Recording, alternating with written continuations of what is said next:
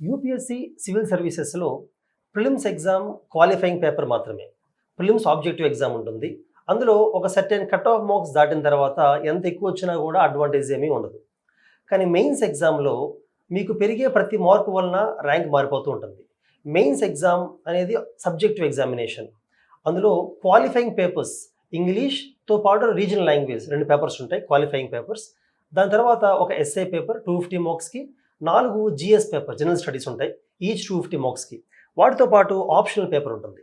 Optional students చూస్ చేసుకోవచ్చు, Geography కానీ public administration, అలా చాలా ఆప్షన్స్ ఉంటాయి. వాటి మీద 2 పేపర్స్ రాయాలి. సో ఈ మెయిన్స్ అనేది మీ ర్యాంక్ని డిసైడ్ చేస్తుంది. కాబట్టి దీని ప్రిపరేషన్ అనేది సపరేట్గా ఎడిషనల్గా చేయాల్సిన అవసరం ఉంటుంది. ఆన్సర్ రైటింగ్ ప్రాక్టీస్ ఏమైనా చేయాల్సిన అవసరం ఉంటుంది. ప్రిలిమ్స్ అయిపోయిన తర్వాతే నేను మెయిన్స్ ప్రిపరేషన్ స్టార్ట్ చేస్తానడం కరెక్ట్ కాదు. ప్రిపరేషన్ ఫస్ట్ నుంచి కూడా ప్రిలిమ్స్తో పాటు మెయిన్స్ని కూడా మనం ఫోకస్ చేయాల్సిన అవసరం ఉంటుంది. తిరుపతిరావు లాస్ట్ టైం మన దగ్గర ఐఏఎస్ ర్యాంక్ సాధించారు. అతనికి మెయిన్స్లో చాలా ఎక్కువ మార్కులు వచ్చాయి, జనరల్ స్టడీస్ ఎస్ఏ అన్నింటిలో కూడా.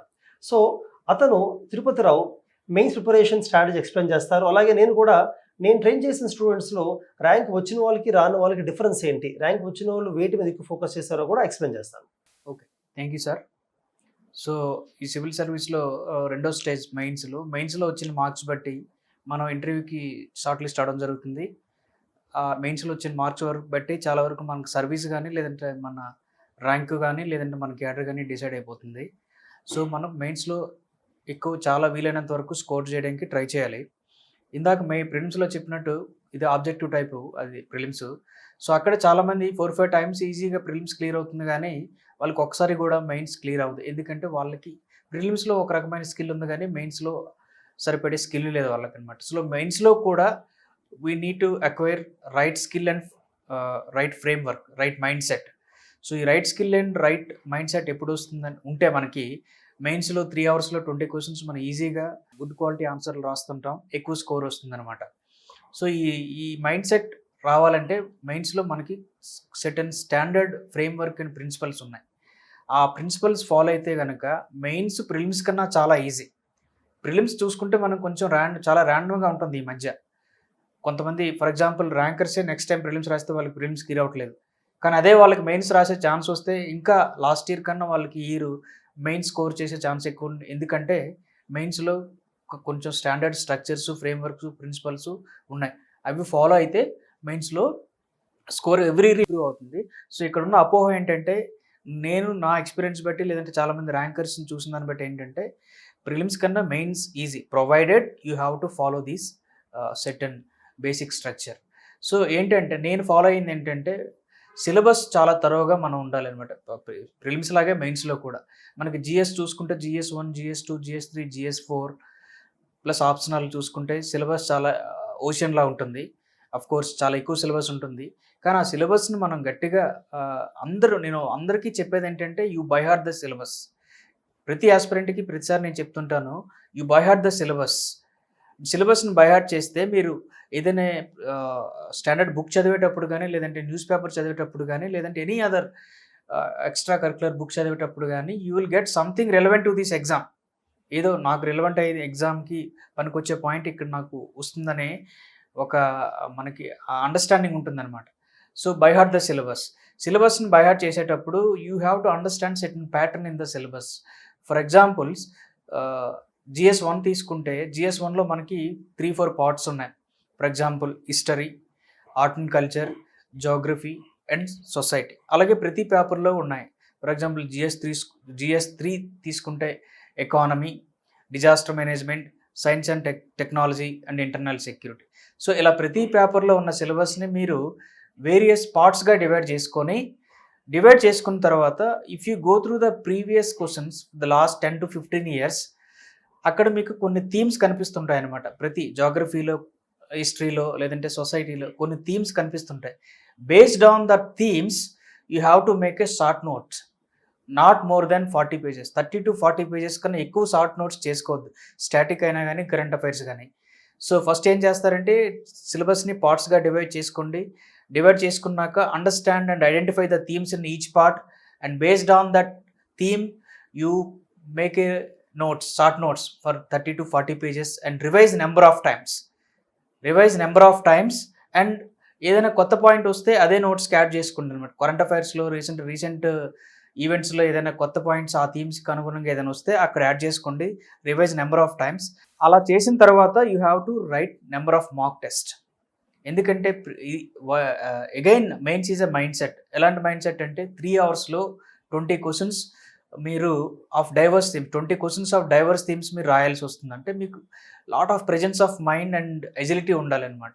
ఫ్లెక్సిబిలిటీ ఉండాలి. ఆ 3 అవర్స్లో 20 క్వశ్చన్స్ రాసే సామర్థ్యత రావాలంటే ఆ ఫ్లెక్సిబిలిటీ రావాలి. ఆ ఫ్లెక్సిబిలిటీ ఎప్పుడు వస్తుందంటే ఇప్పుడు నేను ఇందాక చెప్పిన short notes and mindset ఉన్నాక ఎక్కువ నెంబర్ ఆఫ్ టెస్ట్లు ప్రాక్టీస్ చేయాలి. అట్లీస్ట్ 20 ఫుల్ లెంత్ టెస్టులు రాయాలన్నమాట. చేసి ఒక ఎక్స్పర్ట్ చేత మనం ఎక్స్పర్ట్ చేత కరెక్ట్ చేయించుకోవాలన్నమాట. ఫర్ ఎగ్జాంపుల్ లాస్ట్ ఇయర్ నేను ఒక 4 sets of full length test Sarat sir దగ్గర కరెక్ట్ చేయించుకున్నాను. సో దాని కొరకంగా GS 1, 2, 3లో 4లో నాకు మంచి స్కోర్ వచ్చింది. అలాగే ఎథిక్స్ కూడా వచ్చేసరికి చాలామంది భయపడుతుంటారు. ఎథిక్స్ ఏ బుక్స్ చదవాలో తెలియదు, చాలా మెటీరియల్స్ ఉన్నాయని. సో ఎథిక్స్లో కూడా నేను ఫాలో అయ్యేది ఏంటంటే ఒక 40 to 45 pages notes plus codes రాసుకున్నాను. సో నేను అదే చదువుతుంటాను అనమాట. ఇప్పుడు ఎవ్రీ ఇయర్ కూడా అదే చదివి మాక్ టెస్టులు రాస్తుంటాను, కరెక్ట్ చేయించుకుంటాను. సో ఇలాంటి స్మార్ట్ వర్క్ అండ్ చేయడం వల్ల ఎక్కువ స్కోర్ వస్తుంది అనమాట. Keep your syllabus as minimum as possible. Keep your resources as minimum as possible. ఎంత తక్కువ పెట్టుకొని ఎక్కువ సార్లు రివిజన్ చేయాలి. అది చేసి ఎక్కువ టెస్టులు రాయడం వల్ల ఒక ఎబిలిటీ మైండ్ సెట్ వస్తుంది. దానివల్ల మెయిన్స్లో ఎక్కువ స్కోర్ చేయడానికి వీలవుతుంది అనమాట. ఇప్పుడు నేను చేసిందే కాదు, ట్రైనింగ్లో నాతో పాటు చాలామంది ర్యాంకర్లతో మాట్లాడినప్పుడు కూడా వాళ్ళు కూడా చాలామంది చెప్పేది ఏంటంటే షార్ట్ నోట్స్ చేసుకున్నాం, తక్కువ మెటీరియల్ పెట్టుకున్నాం, ఎక్కువ నెంబర్ ఆఫ్ టైమ్స్ రివిజన్ చేసాం, కరెంట్ అఫైర్స్ కోసం పేపర్ చదివాం, ఆ పేపర్లో ఏదైనా ఇంపార్టెంట్ పాయింట్ వస్తే ఈ షార్ట్ నోట్స్ యాడ్ చేసుకొని ఎక్కువసారి రివిజన్ చేయడం వల్లే ఎక్కువ మార్కులు వచ్చాయని చెప్పారు. ఎథిక్స్కి కూడా మన ఎక్కువ నెంబర్ ఆఫ్ మార్కెట్లో చాలా బుక్స్ ఉంటాయి, అవేమి చూడకుండా మన basic definitions, basic understanding of each terminology, కొన్ని కోడ్స్ ఉంచుకొని ఆ మెటీరియల్ అదే షార్ట్ నోట్స్ని రివిజన్ చేస్తూ కేస్ స్టడీస్ సాల్వ్ చేస్తే ఎథిక్స్ అనేది చాలా ఈజీ. 1 వీక్ ప్రిపరేషన్ సరిపోతుంది. కాకపోతే you have to have that right mind set. Exam ఏం కోరుకుంటుంది, డిమాండ్ ఏంటని అర్థం చేసుకుంటేనే మనకి మెయిన్స్లో ఎక్కువ మార్కులు వస్తుంది.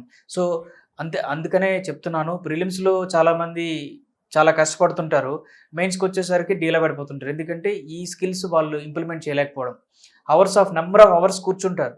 ఎక్కువ ప్రిలిమ్స్లో 150, 160 తెచ్చుకుంటారు, కట్ ఆఫ్ కన్నా 56 మార్కులు తెచ్చుకుంటారు. కానీ మెయిన్స్కి వచ్చేసరికి డీలా పడిపోతుంటారు. ఎందుకంటే ఇది మనం అర్థం చేసుకోవాల్సింది ఏంటంటే it is a continuous process. So ప్రిలిమ్స్ని, మెయిన్స్ని, ఇంటర్వ్యూని సపరేట్ చూడకూడదు. ఇంటిగ్రేటెడ్ ప్రిపరేషన్ ఉండాలి. సో అది చేయాలంటే చదవడంతో పాటు స్మార్ట్ వర్క్ చేయడంతో పాటు ఆన్సర్ రైటింగ్ ప్రాక్టీస్ ఉండాలి. సో లాస్ట్ టైం ఇక్కడ శరత్ సార్ గైడెన్స్లో నేను ఇవన్నీ ఫాలో అయ్యాను కాబట్టి నాకు కొంచెం బాగానే మంచి మార్కులు వచ్చాయని. తిరుపతిరావు చెప్పినట్టుగా మీరు ఈ స్ట్రాటజీని అంటే ఈ రకంగా కానీ మెయిన్స్కి అప్రోచ్ అయితే డెఫినెట్గా మెయిన్స్ ఎగ్జామ్లో మీరు ఎక్కువ స్కోర్ చేయగలరు. అయితే శరత్ చంద్ర IAS అకాడమీలో కూడా ఎవ్రీడే ఏ టాపిక్ అయితే అవుతుందో, సిలబస్ ఏ పార్ట్ అయితే అవుతుందో దాని మీద next day 1 or 2 mains questions ఇస్తూ ఉంటాం. అలా ఎవ్రీ వీకెండ్ ఆ వీక్లో జరిగిన సిలబస్ మీద ఒక 10 మెయిన్స్ క్వశ్చన్స్, మంత్ ఎండింగ్ మళ్ళీ కొన్ని క్వశ్చన్స్ ఇస్తాం. ఎవరైతే క్వశ్చన్స్ని రెగ్యులర్గా హోల్ హార్టెడ్గా ఓన్గా రాస్తూ ఉంటారో వాళ్ళకి మెయిన్స్లో ఎక్కువ మార్క్స్ రావడం అనేది మేము చూస్తున్నాం. కొంతమంది స్టూడెంట్స్ ఏంటంటే బుక్స్ ఎక్కువ చదువుతారు, క్లాసెస్ బాగా వింటారు, చాలా కష్టపడతారు, కానీ వాళ్ళు రెగ్యులర్గా ఆన్సర్స్ రాయడానికి ఇష్టపడరు. They feel lazy about it. అటువంటి వాళ్ళకి ఏంటంటే ఎంత నాలెడ్జ్ ఉన్నా, ఎంత ఇన్ఫర్మేషన్ ఉన్నా కూడా వాళ్ళు దాన్ని ఎగ్జామ్లో తక్కువ టైంలో లిమిటెడ్ స్పేస్లో ప్రజెంట్ చేయలేరు. ఎందుకంటే ఎగ్జామ్లో ఈచ్ క్వశ్చన్కి 7 to 9 minutes టైం ఉంటుంది, అలాగే 2 to 2.5 pages స్పేస్ ఉంటుంది. అలా ప్రజెంట్ చేయలేకపోతుంటారు. కానీ కొంతమంది స్టూడెంట్స్ ఏంటంటే తక్కువ బుక్స్ చదివినా కూడా, లిమిటెడ్ నాలెడ్జ్ ఉన్నా కూడా ఆన్సర్స్ ఎలా బాగా రాస్తూ ఉంటారు. ఎందుకంటే మీరు ప్రిపరేషన్ స్టార్ట్ చేసినప్పటి నుంచి కూడా కంటిన్యూస్గా మీకు తెలిసిన విషయాలు ఆన్సర్ రాస్తూ ఉండాలి. మొత్తం ప్రిపరేషన్ అయిపోయిన తర్వాత నాలెడ్జ్ అంతా ఉన్న తర్వాత ఆన్సర్ రాస్తాను, రీప్రొడ్యూస్ చేస్తానని కరెక్ట్ కాదు. ఇచ్చిన క్వశ్చన్కి ఆ టైంలో మీకున్న నాలెడ్జ్ మీద డిపెండ్ అయ్యి ప్రతి క్వశ్చన్కి ఆ సబ్జెక్ట్ నుంచే కాకుండా వేరే సబ్జెక్ట్ నుంచి కూడా పాయింట్స్ తీసుకురావాలి. ఫర్ ఎగ్జాంపుల్ క్వశ్చన్ కానీ మనకి అగ్రికల్చర్ గురించి ఉందనుకోండి, దానికి ఎకనామిక్స్ నుంచి కొన్ని పాయింట్స్, గ్రీన్ రెవల్యూషన్ అని, జోగ్రఫీ నుంచి కొన్ని పాయింట్స్, ఫెర్టిలిటీ ఆఫ్ సాయిల్ లేదా రెయిన్ఫాల్ కానీ, లేకపోతే హిస్టరీ నుంచి కొన్ని పాయింట్స్, ట్యాక్సేషన్ ఎలా మారుతుంది హిస్టారికల్ కానీ, లేదా పాలిటీ నుంచి కొన్ని పాయింట్స్, ఇలాగా డిఫరెంట్ గవర్నమెంట్స్లో, డిఫరెంట్ స్టేట్ గవర్నమెంట్స్లో గవర్నమెంట్ స్కీమ్స్ ప్రకారం ఎలా మారుతుందని, ఎన్వైరన్మెంటల్గా, అంటే క్వశ్చన్ ఒకటైనప్పటికీ డిఫరెంట్ సబ్జెక్ట్స్ నుంచి పాయింట్స్ తీసుకురావాలి. అలాగే ప్రతి క్వశ్చన్లో ఒక 2 or 3 లైన్స్ మీ ఒపీనియన్, అంటే మీ సజెషన్, ఇంకెలా చేస్తే బాగుంటుంది అని రాయాలి. అలాగే ఆ విషయం గురించి, ఆ విషయం మీద, క్వశ్చన్ ఇచ్చిన టాపిక్ మీద ఈ మధ్య కాలంలో కరెంట్ అఫైర్స్ రీసెంట్గా విషయాలు జరిగాయా, ఆ విషయాలు తీసుకురావాలి. అలాగే కొన్ని ఫ్యాక్ట్స్ రాయాలి, కొన్ని కమిషన్స్ పేర్లు, రిపోర్ట్స్ పేర్లు, కొన్ని స్టాటిస్టిక్స్, ఇవన్నీ రాస్తే ఆన్సర్ బాగుంటుంది. అయితే ఇవన్నీ మీరు రాయాలంటే రోజు ఆన్సర్స్ రాస్తూ అట్లీస్ట్ 1 ఆన్సర్ లేదా వీక్గా 5 ఆన్సర్స్ రాస్తూ ఉన్న వాళ్ళు ఆటోమేటిక్గా, న్యాచురల్గా వాళ్ళు క్వశ్చన్ చూడగానే ఆన్సర్స్ ఫాస్ట్గా వాళ్ళకి వచ్చేస్తుంటుంది ఆన్సర్. అందులో పాయింట్స్ రాయడం అలవాటు అయిపోతూ ఉంటుంది. ఆ రకమైన స్కిల్ని డెవలప్ చేసుకోవాలంటే ఆన్సర్ ఎక్కువ రాయాలి. ఇంకొకటి, ఆన్సర్ రాసినా కూడా దాని తర్వాత ప్రతి ఆన్సర్ని కాకపోయినా కొన్ని ఆన్సర్స్ని మీరు ఇవాల్యుయేషన్ చేయించుకోవాలి ఇవాల్యుయేటర్స్తో. ఇవాల్యుయేటర్ చూడాల్సింది ఏంటంటే మీ రాసిన ఆన్సర్లో ఎంత ఇన్ఫర్మేషన్ ఉంది అనేది పాయింట్ కాదు. ఇచ్చిన క్వశ్చన్ని కరెక్ట్గా అడ్రస్ చేస్తున్నారా, అడిగిన దాన్ని కరెక్ట్గా మీరు మెన్షన్ చేసి జస్టిఫికేషన్తో, రీజన్తో, మీ ఒపీనియన్తో నీట్గా కన్క్లూడ్ చేయగలుగుతున్నారు, అది చూస్తారు. అయితే ప్రతి ఆన్సర్ని ఇవాల్యుయేట్ చేయడం కొన్ని సందర్భాల్లో స్టూడెంట్స్ కూడా అవ్వదు కాబట్టి, చేయించుకోలేరు కాబట్టి, కొన్ని ఆన్సర్స్ మీ ఫ్రెండ్స్తో, కొన్ని మీలో మీరు ఇవాల్యుయేట్ చేస్తూ, కొన్ని మెంటార్తో ఇవాల్యుయేట్ చేసుకుంటూ ముందుకెళ్ళండి. ఇలా చేయడం వలన సివిల్ సర్వీస్తో పాటు ఈ మధ్యకాలంలో గ్రూప్ 1 ఎగ్జామ్ కూడా నోటిఫికేషన్ వస్తుంది కాబట్టి, గ్రూప్ 1లో కూడా ఈవెన్ ఏపీపీఎస్సీ అవ్వచ్చు, టీఎస్పీఎస్సీ అవ్వచ్చు, గ్రూప్ 1 మెయిన్స్లో కూడా యూపీఎస్సీ లాంటి క్వశ్చన్ ప్యాటర్నే వాళ్ళు అమలు చేస్తున్నారు. సో అది మీకు గ్రూప్ 1లో చాలా బాగా హెల్ప్ అవుతుంది. ఇంకా ఇప్పుడు ఎలాగైతే తిరుపతిరావు మెయిన్స్లో జనరల్ స్టడీస్ 1, 2, 3 and 4 గురించి ఎక్స్ప్లెయిన్ చేశారో, ఎస్ఏ రైటింగ్ కూడా ఆల్మోస్ట్ ఎవ్రీ మంత్ ఒక 2 or 3 ఎస్సేస్ మీరు రాయాల్సి ఉంటుంది. ఈ మధ్య లాస్ట్ 3 to 4 years నుంచి యూపీఎస్సీలో ఒక సబ్జెక్ట్ నుంచి ఎస్ఏ రాయడం మానేశారు ఆల్మోస్ట్. ఎస్సేస్ అన్నీ కూడా చాలా జనరల్గా ఉంటున్నాయి. For example, I for an I makes the entire world blind, general statement అది. దాని గురించి మీరు ఎలాగైతే అనలైజ్ చేస్తారో రాయొచ్చు. లేకపోతే ఫర్ ఎగ్జాంపుల్ ఏదైనా స్టేట్మెంట్ ఇంతకుముందు ఎన్వైర్న్మెంట్ గురించి, ఇంటర్సెక్యూరిటీ గురించి, ఉమెన్ గురించి అడుగుతూ ఉండేవాళ్ళు, ఇప్పుడు అడగట్లేదు. ఇప్పుడు వెరీ జనరల్ స్టేట్మెంట్ ఇస్తున్నారు, దాన్ని ఎలాగైనా అనలైజ్ చేయగలుగుతారు. ఇటువంటి ఎస్సేస్ ఈ మధ్య క్యాండిడేట్స్ ఎక్కువ స్కోర్ చేయలేకపోతున్నారు. ఎందుకంటే వాళ్ళ సబ్జెక్ట్లో ఉన్న ఇన్ఫర్మేషన్ గ్యాదర్ చేసి దాని నుంచి రాయడానికి ట్రై చేస్తున్నారు. అలా కాకుండా అవుట్ సైడ్ ది యూపీఎస్సీ నుంచి కొంచెం బయటికి వెళ్ళి జనరల్గా ఆలోచించి అప్పుడు దానిలో యూపీఎస్సీ సిలబస్లో ఉన్న పాయింట్స్ని యాడ్ చేయడానికి ట్రై చేయాలి. మల్టీ డైమెన్షనల్గా రాయడం ప్రాక్టీస్ చేయాలి. అలా చేస్తే ఎస్ఐ, ఈవెన్ యూపీఎస్సీ ప్రిపేర్ అవ్వకుండా బయట వాళ్ళు కూడా ఎస్ఐ రాసే విధంగా ఎస్ఐ ఇస్తున్నారు. Final optional. జనరల్ స్టడీస్ని ఎంత బాగా ప్రిపేర్ అయినా కూడా ఆప్షనల్ని ఫోకస్ చేయకపోవడం వల్ల చాలామంది సివిల్స్ మిస్ అవుతున్నారు. సో 50%, కనీసం 50% ఆఫ్ టైం ఆప్షనల్ మీద స్పెండ్ చేయాల్సిన అవసరం ఉంటుంది. ప్రిలిమ్స్ తర్వాత అయితే ఇంకా ఎక్కువ టైం పెంచాలి.